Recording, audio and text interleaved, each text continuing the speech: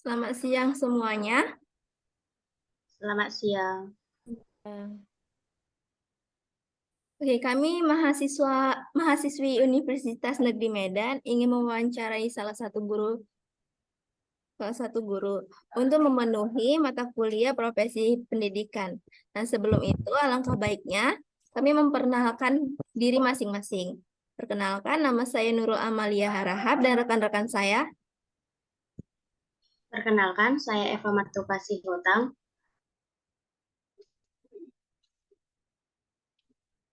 Perkenalkan saya Sari. Perkenalkan, saya Rokasi Karunia Pasaribu. Dan saya persilakan kepada Ibu untuk memperkenalkan dirinya. Oke, terima kasih banyak kepada adik-adik mahasiswa. Salam kenal dari saya.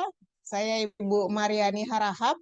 Kebetulan saya saat ini sebagai PNS yang ditugaskan sebagai guru bahasa Inggris di salah satu kecamatan di Kota Batubara.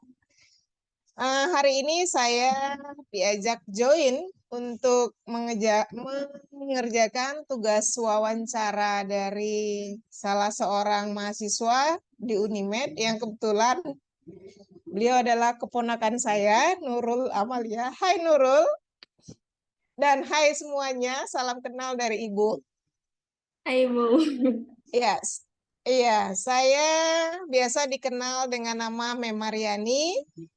Kebetulan saya sudah lebih kurang 20 tahun mengabdi sebagai guru dan kalau dikatakan ya sudah setengah umur saya mengabdi sebagai abdi negara dan mendidik anak-anak bangsa. Mungkin itu saja yang bisa saya perkenalkan diri saya dan kita bisa lanjutkan kegiatan ini ke acara berikutnya. Terima kasih. Baik, terima kasih Ibu. Nah, tanpa memakan waktu lama, saya persilakan kepada teman-teman untuk Oke. mengajukan pertanyaannya. Terima kasih moderator. Izin Ibu, kami ingin bertanya. Ya. Pertanyaan yang pertama itu, bagaimana seharusnya sikap guru sebagai orang yang profesional dalam pendidikan? Terima kasih, Bu. Bagaimana seharusnya sikap guru sebagai orang yang profesional gitu ya? Iya, Bu. Baiklah, saya coba menjawab pertanyaan. Sebagai pengalaman saya seorang guru, untuk menjadi seorang guru profesional itu yang pertama adalah kita memahami satu karakteristik siswa. Kita memahami karakteristik siswa yang akan kita ajarkan. Kenapa? Seperti pepatah katakan, tak kenal maka tak sayang.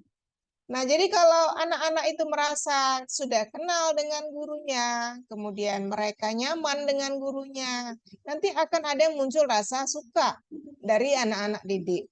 Jadi ada ibarat kata, belajar itu sesuatu bukan yang dipaksa dan bukan keterpaksaan. Jadi kalau kita merasa bahagia, senang, maka belajar itu akan menyenangkan. Nah, kemudian dari segi pertama tadi, mengenal karakteristik siswa. Yang kedua, saat ini kita kan sudah masuk di era digital. Nah, otomatis guru-guru pada saat sekarang harus juga mengikuti apa tuntutan zaman.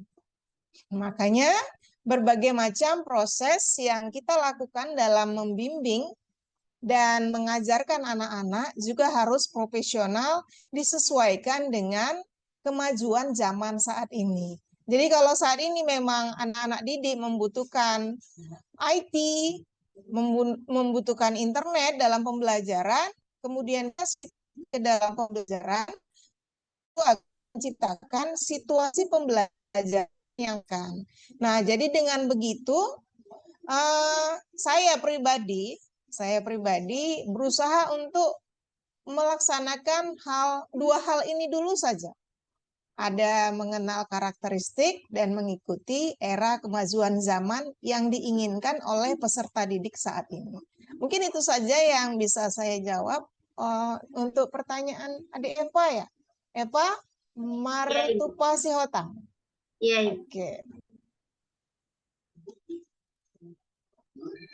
Terima kasih atas jawaban Ada Ibu. lagi?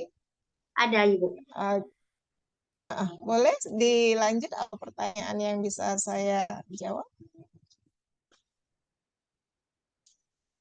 Pertanyaan berikutnya, permasalahan apa Ya. saja yang dihadapi oleh seorang guru untuk menjadi guru yang profesional? Oke, terima kasih. Dan pertanyaan bagus ya. Adik sekarang nggak bisa kena kebiasaan dengan Adik Eva, untuk pertanyaan kedua, permasalahan yang kami hadapi untuk belajar ya, permasalahan yang sering kami temukan dalam kegiatan pembelajaran ini banyak sekali. Banyak sekali permasalahan. Salah satunya ya minat belajar yang tidak ada.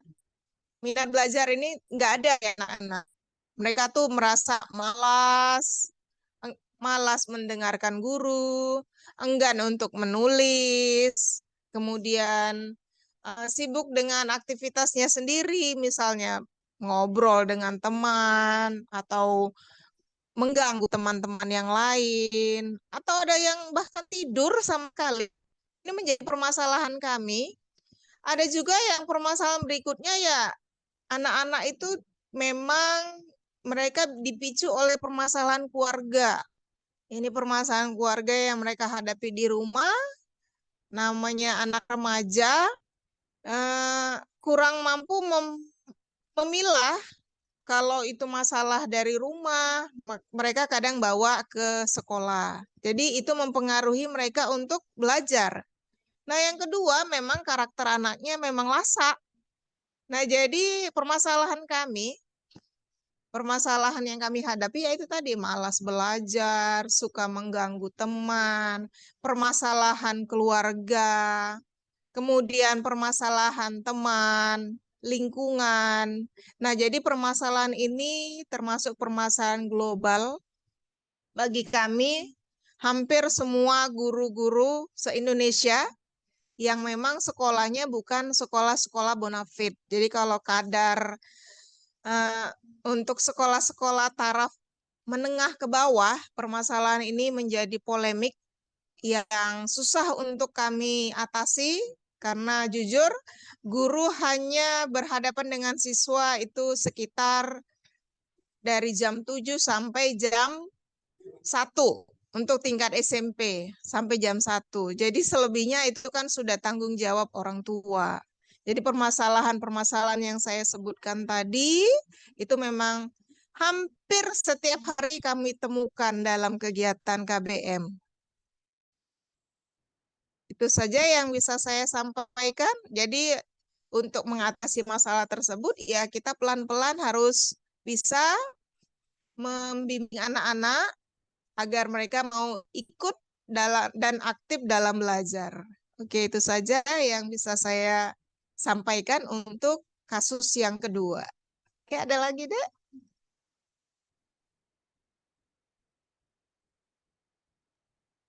Baik, terima kasih Ibu. Untuk teman-teman sekalian yang ingin mengajukan pertanyaan, saya persilahkan.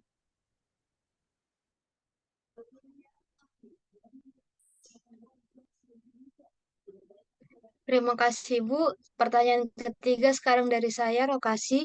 Pertanyaannya yaitu, apa saja tantangan menjadi guru profesional dalam era globalisasi seperti sekarang?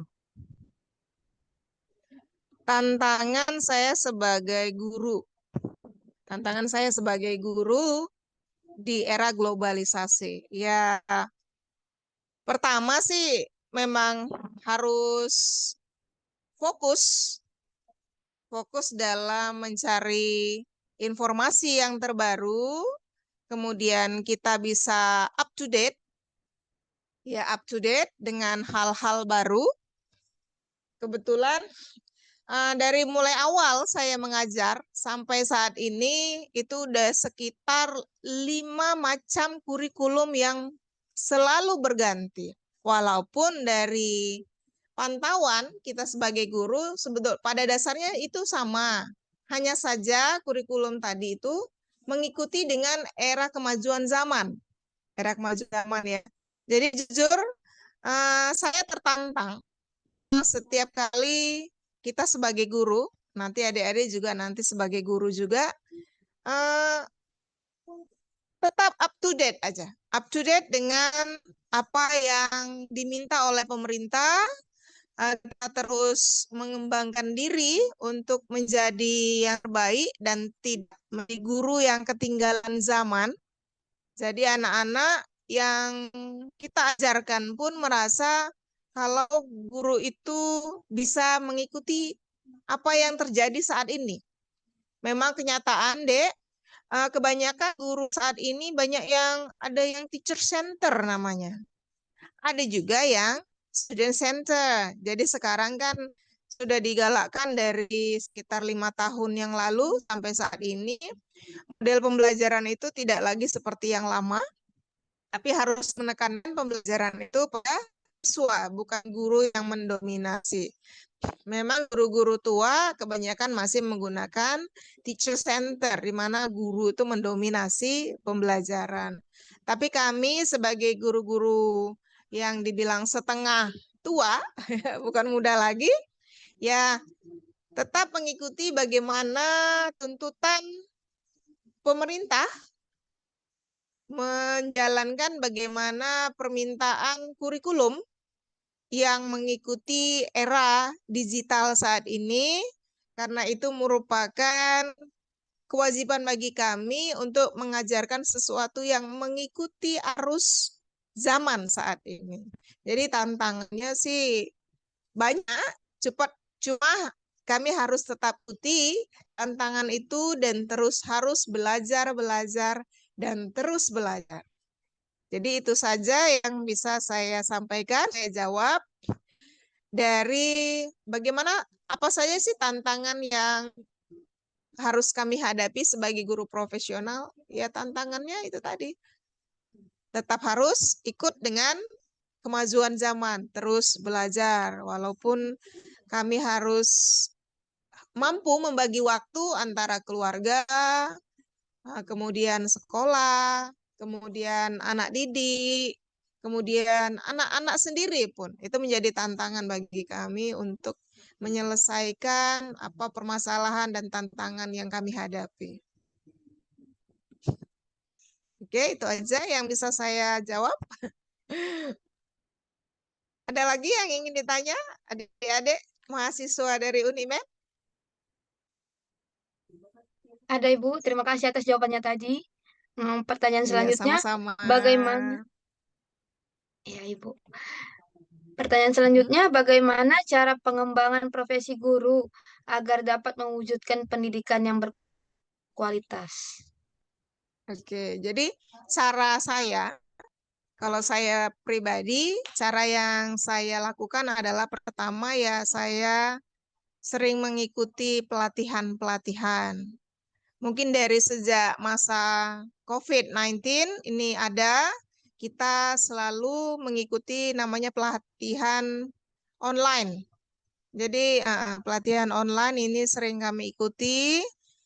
Setelah masa COVID berakhir, kami sudah ada mulai tatap muka pelatihan-pelatihan pembelajaran yang mengikuti dengan kemajuan zaman dengan model era digital.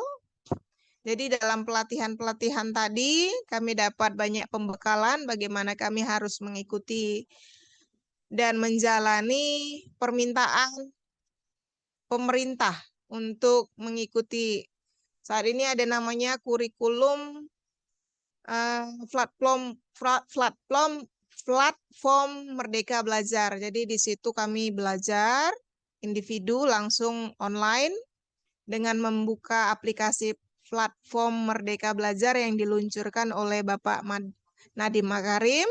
Kemudian yang kedua ya saya ikuti pelatihan langsung yang diselenggarakan baik di grup MGMP di sekolah masing-masing atau di grup MGMP kabupaten. Nah, terkadang kalau saya pribadi kalau dari dulu saya termasuk guru yang sering diutus untuk mengikuti kegiatan pelatihan-pelatihan yang diutus ke Medan. Ini kegiatan yang selalu saya ikuti. Kemudian cara yang lain, ya saya banyak membaca buku, banyak membaca, kemudian browsing dari internet, bagaimana kita harus mengembangkan materi pembelajaran dengan model-model pembelajaran yang tepat sesuai dengan materi yang akan saya ajarkan kepada peserta didik. Jadi mungkin kalau bisa disimpulkan, cara saya mengembangkan profesi tadi dengan mengikuti pelatihan, kemudian dengan pelatihan baik daring maupun luring. Nah, baik itu di sekolah, di kabupaten, ataupun diutus kabupaten ke tingkat provinsi. Kebetulan belum pernah ke Jakarta ya, Dek. Kemudian mengikuti kegiatan-kegiatan, kalau sekarang namanya pelatihan online. Sekarang kan lagi galak-galaknya banyak pelatihan online yang diselenggarakan oleh teman-teman guru se-Indonesia, baik itu dari pemerintah langsung ataupun dari pihak swasta. Itu saya selalu, kalau setiap bulan saya ikut kegiatan pelatihan online ini, lebih kurang kadang kalau rajin 2 kali pelatihan online melalui laptop atau di handphone, bisa kadang 3 kali. Jadi yang kedua ini ada membaca buku, yang ketiga bisa browsing dari internet untuk menemukan hal-hal baru dan mengembangkan apa yang saya ingin kembangkan. Baik itu mencari model pembelajarannya, materinya, cara strategi mengajarnya kepada peserta didik. Itu saja untuk pertanyaan Adik, bagaimana cara saya mengembangkan cara mengajar saya sebagai guru yang profesional. Oke, ada lagi yang ingin ditanya adik-adik? Baik Bu, ada Bu. Cukup? Oke, ada. Pertanyaan dari saya Bu, menurut pendapat dari Ibu, bagaimanakah cara untuk Mhm. meningkatkan profesionalitas guru, serta apa yang dilakukan oleh seorang guru agar mempunyai kepribadian yang baik di mata anak didik, Bu? Terima kasih, Bu. Pertanyaannya hampir sama tadi ya, sebetulnya. Cara mengembangkan profesi dengan bagaimana kita meningkatkan profesi tadi. Itu sama dengan pertanyaan adik siapa tadi sih? Adik Eva ya, atau adik siapa tadi? Iya, jadi saya langsung jawab yang kedua ya. Ini pertanyaan kan 2, jadi pertanyaan dari si Nelsa ya. Pertanyaan Nelsa jadi 2 tadi. Jadi pertanyaan Nelsa hampir sama dengan pertanyaan Rokasi apa siapa tadi, Eva? Jadi sama ya, saya ulang. Cara saya untuk mengembangkan diri saya sebagai seorang guru tadi mengikuti pelatihan, baik itu online maupun daring, kemudian membaca buku, browsing dari internet untuk mengembangkan kemampuan saya sebagai seorang guru. Nah, kemudian tadi ada pertanyaan kedua, apa sih yang harus saya lakukan gitu loh. Yang saya lakukan agar saya ini bisa dibilang sebagai guru yang disenangi anak murid gitu ya. Cara yang saya lakukan ya kita pertama seperti jawaban saya di pertanyaan pertama. Kalau kita sudah dekat dengan anak didik, saya sebagai guru sudah merasa anak-anak itu adalah bagian dari hidup saya. Jadi tidak ada keterpaksaan saya mengajar. Jadi kalau kita sudah merasa dekat dengan anak-anak, anak-anak sudah dekat dengan guru, maka tidak ada lagi namanya tembok pemisah, tidak ada lagi namanya kaca yang menjadi batas antara guru dan siswa. Jadi ada rasa kenyamanan. Saya yang pertama yang saya selalu aplikasikan dalam kegiatan pembelajaran saya adalah bagaimana saya merasa dekat dengan siswa, siswa juga merasa nyaman dengan saya. Itu pertama yang saya lakukan untuk menjadikan saya seorang guru yang profesional. Jadi yang pertama itu ya, mendekatkan diri dengan siswa. Dengan begitu kan kita merasa enak. Mereka tidak merasa canggung, tidak merasa tertekan dalam belajar. Kemudian yang kedua, Nah, kami sebagai guru kan ini ada namanya RPP, Rencana Program Pembelajaran ya. Nah, itu kan sudah kita buat setiap semester ataupun setiap tahun. Nah, jadi setiap yang saya buat itu, jikalau itu melenceng dari aplikasi kenyataan yang saya lakukan, saya merevisi langsung dalam RPP tersebut. Jadi memang terkadang model pembelajaran atau strategi pembelajaran yang kita lakukan langsung ke anak-anak, yang kita ajarkan langsung ke anak-anak, satu model dengan satu materi itu tidak sesuai, kadang itu menjadi polemik bagi kami. Nah, makanya itu nanti ada revisi saya untuk pembelajaran berikutnya. Jadi perbaikan RPP itu juga penting. Karena kan kita sebagai guru kan nanti modal pertama adalah ada rencana pembelajaran ya kan, Dek? Nah, yang kedua, selain rencana pembelajaran itu, ya kita masuk dalam materi. Kalau di tingkat SMP ini kan dia kemampuan pengetahuannya 40% tuh.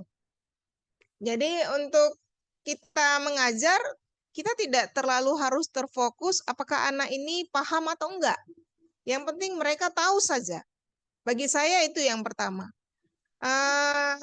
Untuk tingkat SMP kebetulan saya mengajar di kelas 7. Saya masih mengajar di kelas 7, itu ada sekitar 5 kelas. Jadi masih di tahap awal. Makanya saya tidak menuntut anak-anak tuh harus mengerti betul. Tapi setidaknya mereka bukan mengerti ya.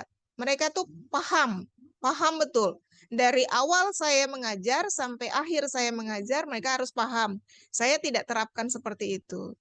Yang penting yang saya lakukan adalah anak-anak itu mengerti apa yang saya ajarkan dan mereka mau terlibat dengan pembelajaran atau materi yang saya sampaikan dari awal masuk sampai akhir. Nah, jadi cara saya yang kedua itu ya. Yang ketiga ya, kita coba untuk membuat penilaian. Nah, di RPP juga ada penilaian, di mana penilaian itulah yang menjadi tolak ukur bagi kita untuk mengetahui apakah level anak ini seperti apa. Apakah dia di atas rata-rata atau sedang atau di bawah. Jadi dengan adanya penilaian tadi, maka kita semakin mengerti bagaimana kita harus menyikapi setiap individu dari peserta didik saya. Jadi kalau bisa saya katakan, apa sih yang saya harus lakukan? Ya tadi mencoba untuk merasa dekat dengan anak-anak, mempersiapkan RPP. Pertanyaan kelima tadi sudah ya, adik-adik. Go deh. Iya. Baik, Bu, terima kasih atas jawabannya. Yang selanjutnya ada pertanyaannya, bagaimanakah upaya yang dilakukan di sekolah tempat Ibu mengajar dalam menjunjung kode etik guru? Terima kasih. Bagaimanakah profesionalisme guru dalam meningkatkan kode etik? Itu ya? Oke. Nah, kalau dari segi bahasa, kode etik ini adalah kayak etika ya, moral yang bisa kita terapkan dalam kehidupan kita sehari-hari, di mana ini pertanyaannya mengarah pada kode etik guru. Saya kebetulan kan mengajar di SMP Negeri 150 Kabupaten Batubara. Ini kebetulan kalau dilihat lokasi, saya berada di pinggir jalan. Sekolah kami berada di pinggir jalan. Ini jalan raya, pas tepat di depannya jalan raya, jalan umum, lintas Sumatera. Jadi akses kami termasuk sekolah yang gampang digapai, gampang temui. Nah, kenapa saya awali dari akses tempat sekolah saya? Jadi dengan akses tadi kita bisa tahu bagaimana sih kode etik yang harus kami lakukan dalam pendidikan, khususnya di sekolah kami yang kami terapkan di sekolah kami. Nah, kami sudah termasuk ramah anak.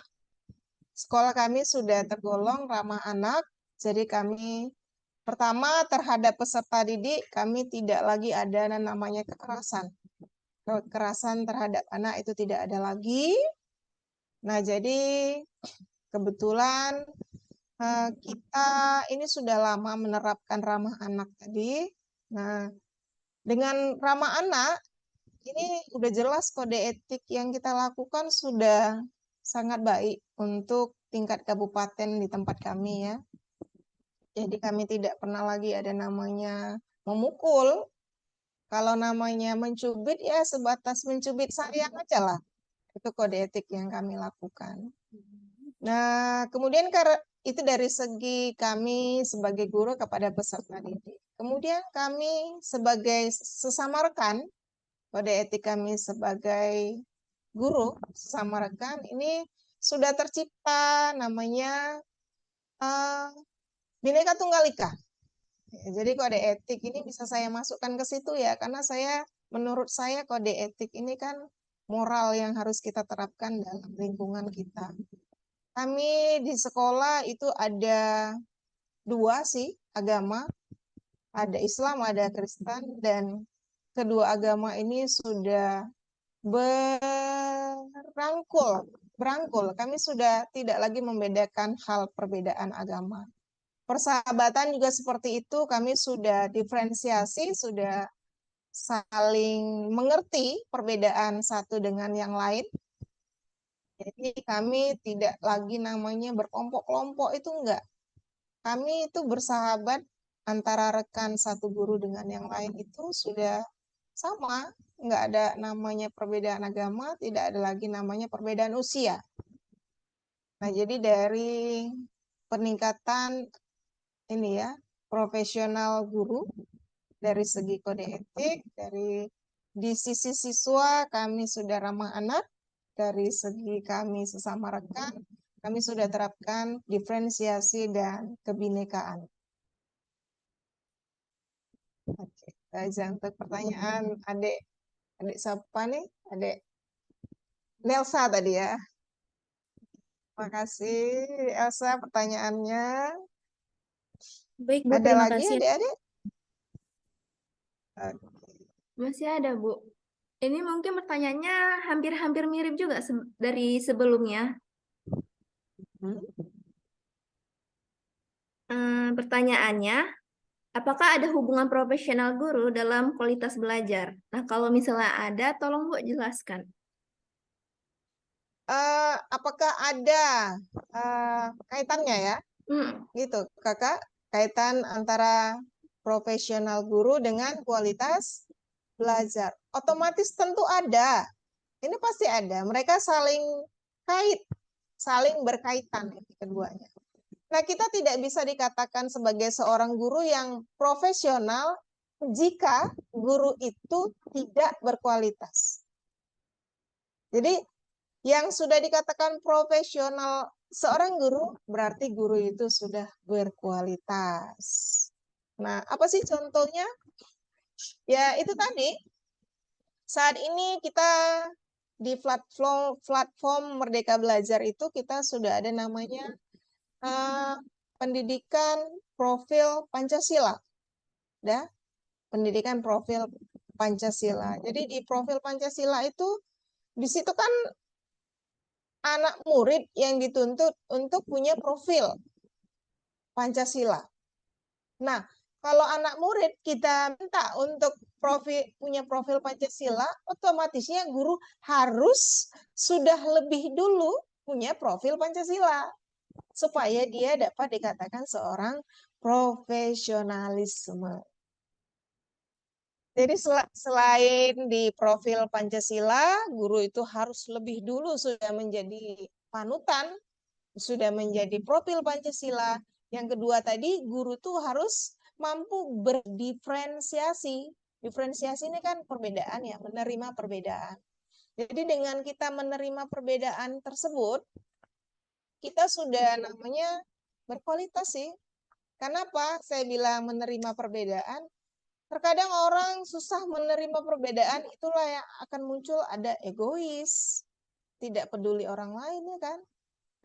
Namanya mau menang sendiri, Nah, itulah salah satu karakter orang yang tidak berdiferensiasi. Nah, jadi otomatis ada kaitannya Kakak antara guru yang berkualitas dengan guru yang profesional. Ya, itu aja Kakak. Ada lagi? Mungkin sampai situ aja pertanyaan kami, Ibu. Terima kasih sudah meluangkan waktunya untuk dilaksanakan wawancara ini. Oke, terima kasih kembali. Semoga menjadi guru-guru yang sesuai diinginkan oleh orang tua nantinya ya, adik-adik. Amin. Terima kasih. Izin Ibu sebelum menutup Zoom-nya untuk melakukan screenshot sebagai bukti dokumentasi Ibu. Oh, boleh, boleh. Untuk teman kami Rokasi untuk menyalakan untuk on cam. 1, 2, 3. Oke, 1, 2, 3. Oke, terima kasih Ibu. Terima kasih, Bu. Sama-sama.